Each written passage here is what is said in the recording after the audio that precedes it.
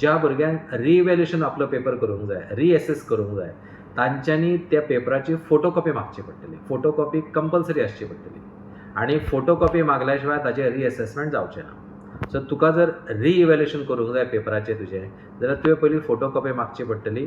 एक may be एक आमी 3-4 दीस दितले, तूं तुजी फोटोकॉपी माग. तुका फोटोकॉपी मेळ्ळ्या उपरांत त्या 3 दिसांनी किंवा 4 दिसांनी तुवें सांगचें पडटलें आपल्या अमुकच क्वेश्चनाचें रिइवॅल्युएशन जावचें. सरसकट पेपर करेक्शन जावचो ना. तुका दिसलें आपले 30 क्वेश्चन करेक्ट करचे, नो इश्यूज. पूण पर क्वेश्चन तुका 100 रुपीज चार्ज करतले. सो ऑनलायन सिस्टमाक सांगचें पडटलें की आपलो से फिजिक्साचो पेपर, तातूंतलो क्वेश्चन नंबर 30 आनी क्वेश्चन नंबर 15 हे दोनूच क्वेश्चन आपले चॅक करचे म्हणून. जाल्यार त्या प्रमाणे वतले. म्हणजे पयलीं कशें आसलें की जो तूं उठसूट सुट्टालो आनी ते रिइवॅल्युएशन आपलो पेपर घालतालो आनी सगळो पेपर परत चॅक करचो पडटालो. जाल्यार in that case you can tell us which questions are to be reassessed आनी only those question will be reassessed. आपल्याला जाय जाल्यार टिचराचोय तेणी गायडन्स घेवंक शकता तो. आनी ती गायडन्स घेतल्या उपरांत ताका दिसलें की ना अरे MCQज आसता स्पेशली. MCQज बरोबर आसतले किंवा चूक आसतले. शक्यतो MCQज हे रॉंग जायना.